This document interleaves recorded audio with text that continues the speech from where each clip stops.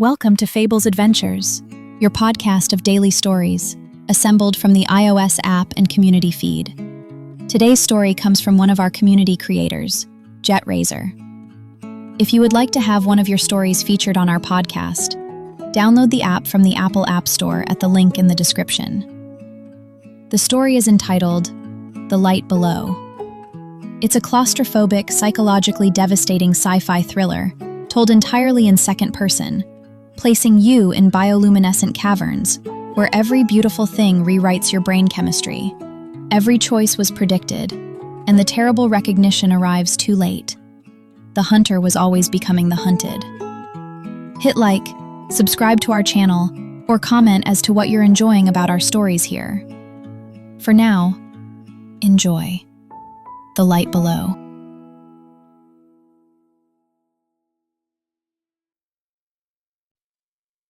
The light that hunts you. Wake in the dark, and the dark wakes with you. That's how it feels anyway. Like consciousness doesn't begin inside your skull, but bleeds outward from the bioluminescent veins threading through these caverns. Silas Cross, bounty hunter.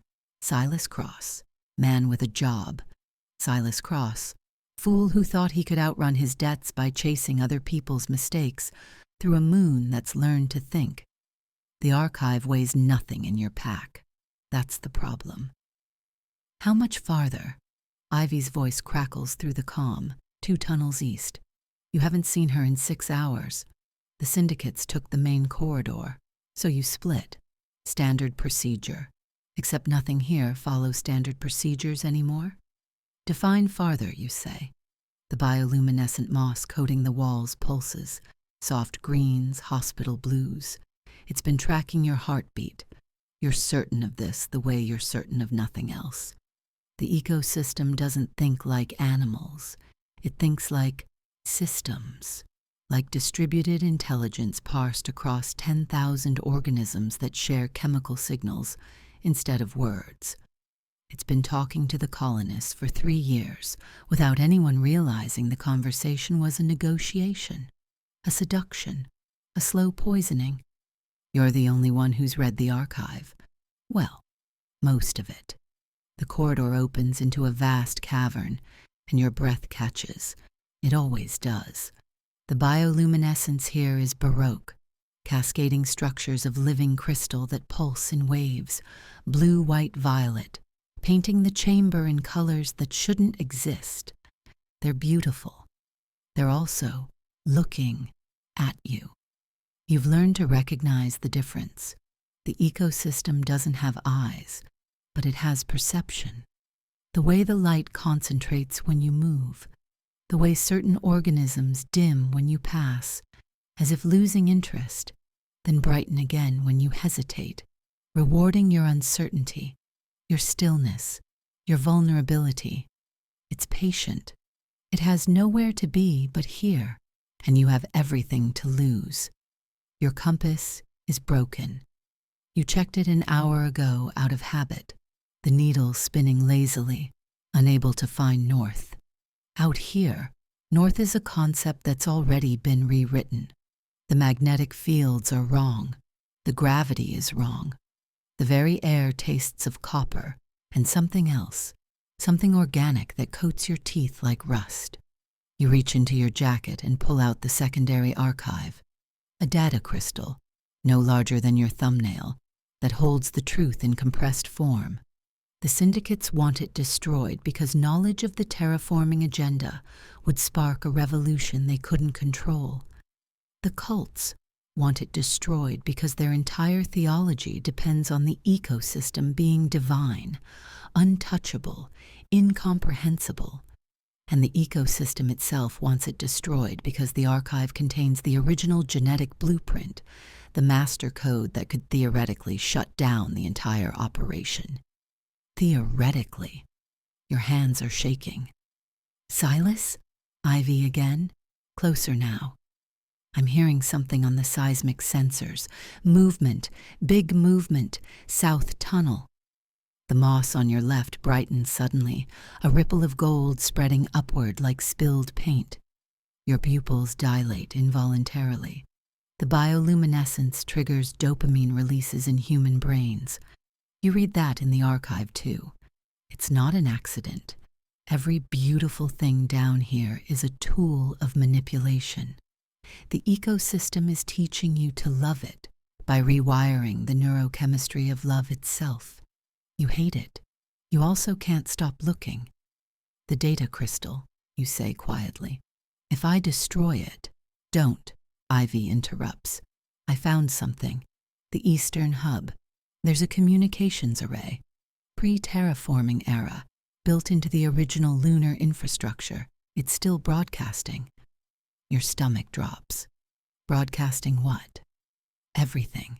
The archive, the research, all of it. Someone's already sent it out. To the colony administration, to the corporate boards off-world, to... She stops. Static hisses between you like something breathing. To the ecosystem itself. Silas. The data's talking to it, like a key, like it's waking something up. The cavern around you begins to convulse. It's not violent, not exactly. It's more like watching someone inhale, a massive, coordinated expansion of bioluminescence that floods every surface, every crevice, transforming the space into something alive and aware in a way it wasn't seconds before. The light is no longer beautiful. It's focused. It's hunting. And you realize, with a clarity that feels like drowning, the ecosystem didn't send anyone to find the archive. It's been hurting you, both of you, all along. Run, you tell Ivy. You don't wait for a response. Your legs move on muscle memory and desperation, boots pounding stone as the tunnels behind you begin to glow with coordinated purpose. The bioluminescent organisms are communicating, organizing, turning the entire cavern system into a distributed nervous system, with you at the center of its attention. You're not being hunted by the light. You're being read by it. Your every decision mapped against your biology, your fears, your pattern of flight analyzed and countered before you fully committed to the path. The archive, the data crystal in your pocket, it's like carrying a beacon, like the ecosystem has been following the signal of its own missing piece. And now that the signal has been amplified, now that it's been broadcast, the entire system is converging. The tunnel splits. West leads to the lower caverns, the deep places where the ecosystem's roots run thickest. East leads to the administrative sector, where the cults maintain their shrines.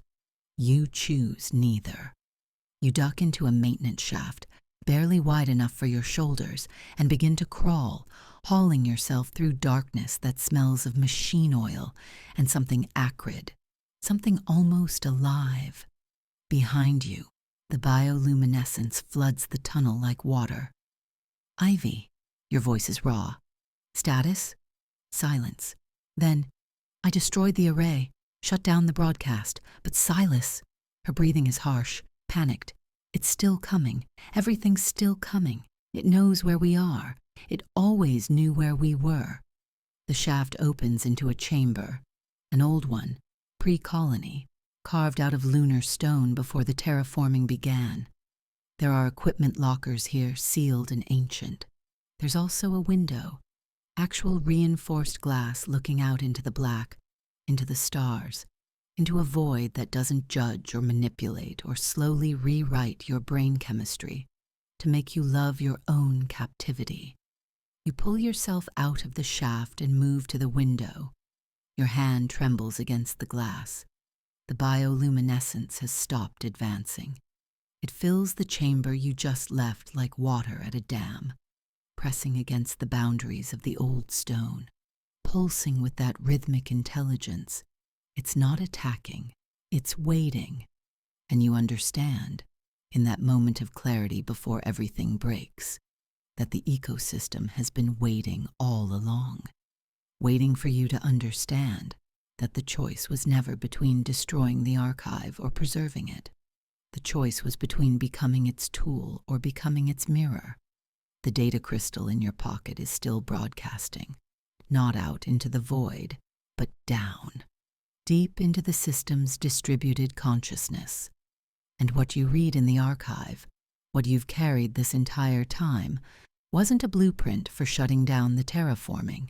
It was a blueprint for completion. For the next phase, the ecosystem didn't want the archive destroyed.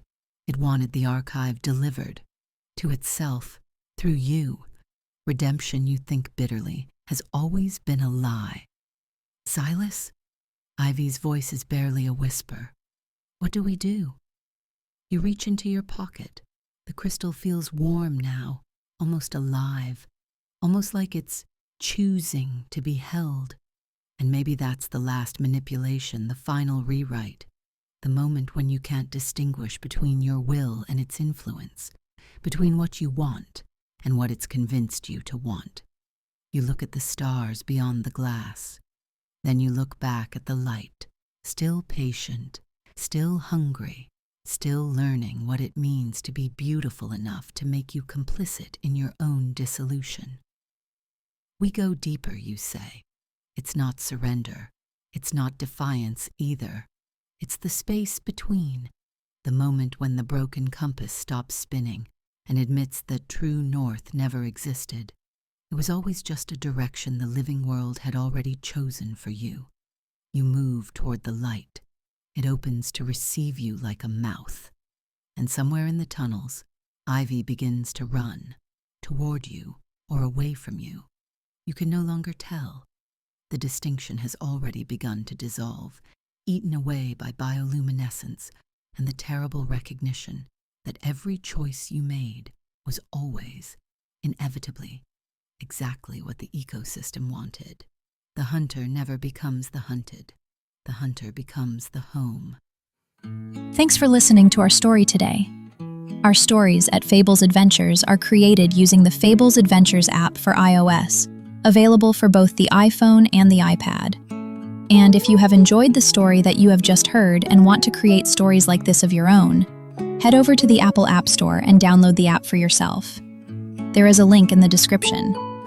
You can also read the full text of the story that you have just heard at the link in the description of this story as well. Hit like, subscribe to our channel, and please leave us a comment about what you enjoyed about today's story. It really helps. We're trying to do something here at Fables Adventures to support people living with ALS or motor neuron disease, simply by creating content like this for you all to enjoy. Thanks for stopping by, and we'll see you tomorrow.